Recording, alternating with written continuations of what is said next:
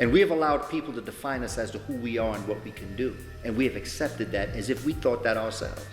So they don't want us to know how great we are, because that's the missing link. If we really knew how great the potential that we have, and that's really all we have left. We have nothing left but our potential.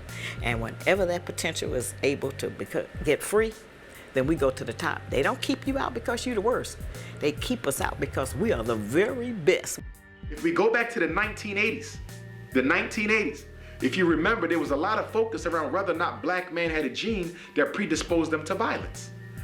What's making black men kill other black men? Nobody said anything about slavery, the after effects, self-hate, miseducation, economic castration. Because I can tell you that miseducation and economic castration, that is the lack of jobs, is the mother and father of violence.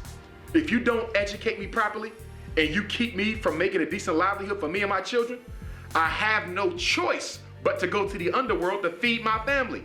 And in the underworld, I'm likely to come face to face with somebody else who's trying to feed their family at my family's expense. It breeds the violence. And even if you're not selling drugs, the fact that you're walking around knowing as a man that you can provide for you and yours, which is a natural responsibility, it breeds the anger that we sooner or later let off on one another.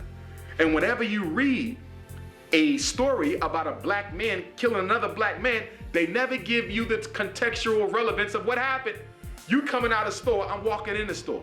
I bump you accidentally, you turn around and you kill me. On the surface, I just look like a crazy, angry black man.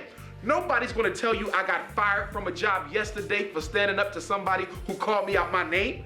Nobody's gonna tell you that I've been putting in job applications for 2 years consistently, and as soon as they find out that I've been to prison, they drop me from the job. They don't put it in context.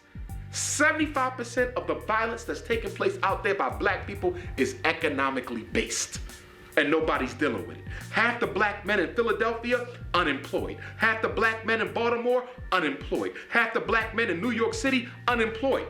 But you don't want to tie that to the rise in violence? Everybody knows when there's never enough jobs in society, violence goes up, even amongst white folk. This is what sociologists study. This is the science of criminology. No jobs, violence. More jobs, less violence. You know this. But when it comes to black people, we don't want to put it in context, because we are trying to do what? Exterminate the image. We're trying to get people to see black people as an unnecessary hindrance to the progress of humanity. If